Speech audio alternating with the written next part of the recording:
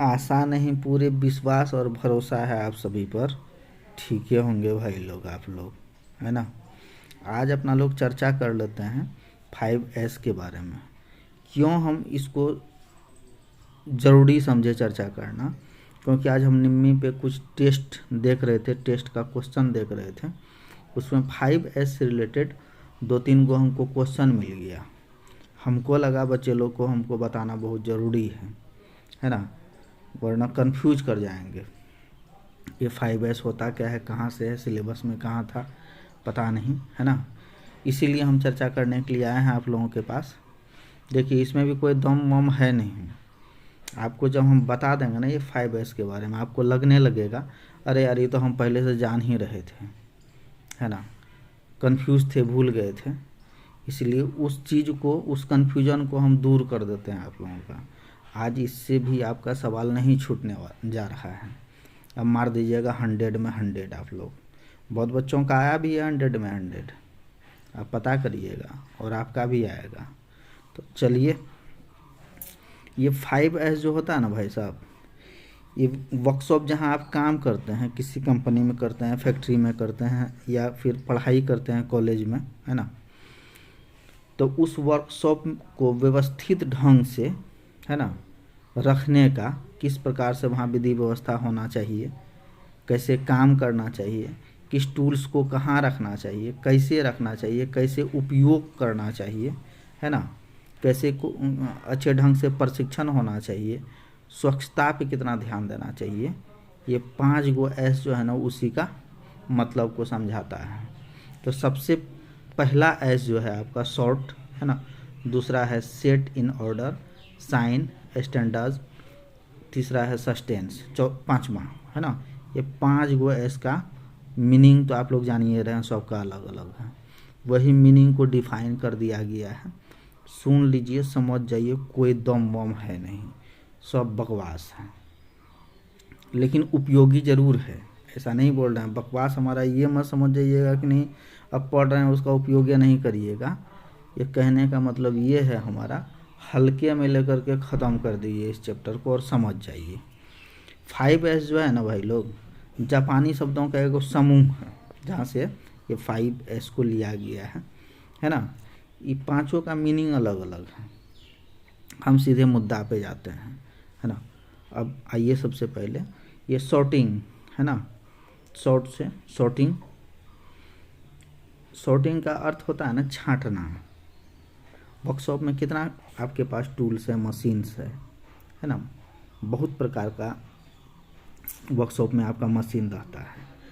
तो पहला जो एस जो है इंडिकेट कर रहा है आपका, है ना, 5S का पहला एस सॉर्टिंग का, उसका मीनिंग है छांटना। सभी वस्तुओं को उनकी आवश्यकता एवं गुणों के आधार पर छांट लेना चाहिए, है ना। फाइल है ना, हैमर है, पंच है, मार्किंग टूल है ना, बहुत सारा ऐसा है, बहुत ऐसा टूल्स आपको मिलता ही है वर्कशॉप में, जिसको आपको गुण के अनुसार, कार्य के अनुसार छांट लीजिए। हमको करना क्या है, हम उस समय उस टूल बॉक्स से वही वाला टूल्स लें, है ना। और दूसरा एग्जाम्पल के लिए हम समझा देते हैं, वर्कशॉप में अनेकों अनेक टूल्स होते हैं, कटिंग, मार्किंग, etc। इसे कार्य के अनुसार छांट लीजिए। सबसे पहला जो एस था सॉर्टिंग, है ना, उसका अर्थ था सभी वस्तुओं को उसकी आवश्यकता के अनुसार छांट लेना चाहिए, है ना।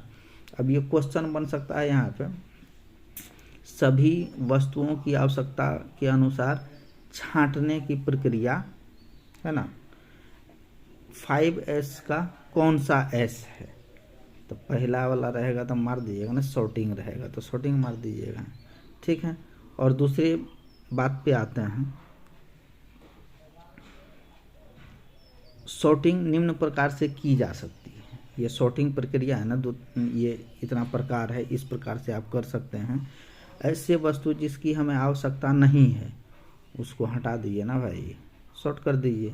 ऐसी वस्तु जिसकी आवश्यकता है परंतु अभी नहीं, अब बहुत ऐसा टूल्स ले आते हैं, है ना, रख देते हैं, उसका ज़रूरत है ही नहीं, झूठ मूठ का उसको निकाल के छिट दिए वर्कशॉप में, कोई मतलब है नहीं उसका, है ना। ये सब सॉर्टिंग कर सकते हैं इस प्रक्रिया से, ये सब माध्यम से, इस बातों को ध्यान में रखते हुए ऐसी वस्तु जिसकी आवश्यकता है परंतु यहाँ नहीं है ना, आप फाइलिंग कर रहे हैं, हमको वहाँ हैमर हम रखे हुए हैं तो कोई मतलब है नहीं, उसको सॉर्टिंग कर दीजिए, उसको हटा दीजिए, छांट दीजिए उसको। ऐसी वस्तु जिसकी आवश्यकता है परंतु कम मात्रा में, है ना। कोई भी काम कर रहे हैं, कोई भी टूल्स है, अब फाइलिंग कर रहे हैं, फ्लैटे फाइल का ज़रूरत है, हम ट्रेंगुलर भी रख लिए हैं, राउंड भी रख लिए हैं, कोई मतलब है नहीं, उसको वहाँ से शॉर्ट कर दीजिए। ऐसी वस्तु जिसकी प्रतिदिन आवश्यकता होती है, अब जिस वस्तु का हमेशा आवश्यकता है, प्रतिदिन आवश्यकता है, उसको आप रख सकते हैं अपने पास में, है ना। ये सॉर्टिंग निम्न प्रकार से कर सकते हैं आप, आपको समझ में आ रहा होगा मेरे ख्याल से। पहला है इसका मतलब। अब क्या है, वर्कशॉप में सॉर्टिंग के लिए निम्न निर्देशों का पालन करना चाहिए। सॉर्टिंग अगर करना है वर्कशॉप में तो उसमें कुछ नियम हैं। ऐसे टूल्स मशीन को अलग करें जो अब उपयोग में नहीं है। बहुत ऐसा टूल्स है, मशीन है ना, उपयोग में है या नहीं है, झूठे उसको आप रखे हुए हैं, उसको है ना हटा सकते हैं। उपयोगी टूल मशीन को अलग करें, जो जिसका उपयोग कर रहे हैं, सब दिन होता है, हमेशा करना है, अभी आधा घंटा बाद भी करना है, उसको आप रख सकते हैं अलग से, है ना। स्क्रैप मटेरियल को अलग रखें, जो ख़राब हो चुका है, ऐसा मशीन है, पार्ट्स है, कुछ भी है, कोई भी मटेरियल है, अगर स्क्रैप है उसको हटा दीजिए वहाँ से। सॉर्टिंग करने का यो तरीका है। रॉ मटेरियल को अलग से रखें। अब रॉ मटेरियल है जिसका अपना लोग को आज 5 लोग मिल करके वो गियर बनाना है, 5 पीस गियर बनाना है, अब 50 पीस का मटेरियल रखे हुए हैं तो कोई मतलब है, उसको हटा दीजिए ना भाई, क्या दिक्कत है। अब देखिए दूसरा वाला एस का मीनिंग क्या है। सेट इन ऑर्डर, सुव्यवस्था, place for everything in its place. सुव्यवस्था कैसे करते हैं कोई भी चीज़ का, उसके बारे में आपको इस दूसरे वाले एस का मीनिंग है। वर्कशॉप में सभी वस्तुओं के लिए एक निश्चित स्थान है ना। वर्कशॉप में अब हैमर कहाँ रखना है, टूल्स कहाँ रखना है, ये स्क्रैबर कहाँ रखना है ना, फाइल कहाँ रखना है, उसका अलग अलग व्यवस्था है ना यहाँ पे वर्कशॉप में आपका, है ना। ये व्यवस्था को एक निश्चित स्थान दिया हुआ है, सभी वस्तु अपने निश्चित स्थान पर ही रखा जाए। अब हैमर के साथ में फाइल रख दीजिएगा, है ना। अब मेजरिंग टूल है, माइक्रोमीटर है, वर्नियर कैलिपर है, उसके साथ में अंड संड टूल अगर रख देते हैं, घिस जाएगा, टूट जाएगा, रीडिंग गड़बड़ा जाएगा, है ना। ये सब आप सेट इन ऑर्डर, सुव्यवस्था अगर रखते हैं अपना वर्कशॉप को तो आपको क्या होगा, उससे टूल्स भी अधिक दिन तक चलेगा, स्क्रैप नहीं होगा, खराबी नहीं होगा, टूटेगा फूटेगा नहीं और दिखेगा बहुत बढ़िया, जना नहीं पड़ेगा, समय बच जाएगा। फालतू बात क्या बोल रहे हैं, आपको खोजने में समय वेस्ट नहीं होगा, है ना। ये दूसरा वाला है इसका मतलब था। अगला आ जाइए साइन, है ना। देखते हैं ना, क्रीम व्रीम लगा करके आते हैं ना कॉलेज। राकेश फेस वॉश खरीद रहा था ना, पूछे के लिए, चेहरा पे उसका पिंपल्स देखे थे, उसको हटाना चाह रहा था, पता नहीं शाइनिंग के लिए, है ना। वही चीज़ उपयोग अपना वर्कशॉप में भी कर सकते हैं ना भाई। वर्कशॉप दिखे अपना झकास, है ना, साफ़ सुथरा होना चाहिए। वर्कशॉप की सफाई के लिए समय निर्धारित होना चाहिए, है ना। सफाई सप्ताह में करिए, चाहे महीना में करिए ज़रूर। क्या होगा, साफ़ सुथरा रहेगा वर्कशॉप तो शाइनिंग, है ना, दिखेगा अलग से, है ना। इसी के बारे में है, ये तीसरा है इसका मीनिंग है। सफाई करते समय मशीन ईटीसी को भी सफाई, झाड़ू लगा रहे हैं केवल फर्श पे ही नहीं लगा दें, मशीन वगैरह को भी पोंछ दें कपड़े से, है ना, झाड़ दें, और उसका साथ ही साथ निरीक्षण करते रहें, कोई खराबी तो नहीं है, कोई वायर वगैरह सटा हुआ तो नहीं है ना, शॉर्ट सर्किट होने का संभावना तो नहीं है, किसी मशीन में पानी का अंश तो नहीं है बिजली वाले सप्लाई में, चाहे इलेक्ट्रिसिटी का सप्लाई है ना। ये सब चीज़ स्वच्छता के तहत आता है और अपने वर्कशॉप को आप खूबसूरत और साफ़ सुथरा दिखाना चाहते भी हैं और करते भी हैं, है ना। ये तीसरा एस का मतलब था। 5S का तीसरा एस का मतलब क्या था, स्वच्छता एवं सफाई। अब आ जाते हैं अगले पर, स्टैंडर्ड।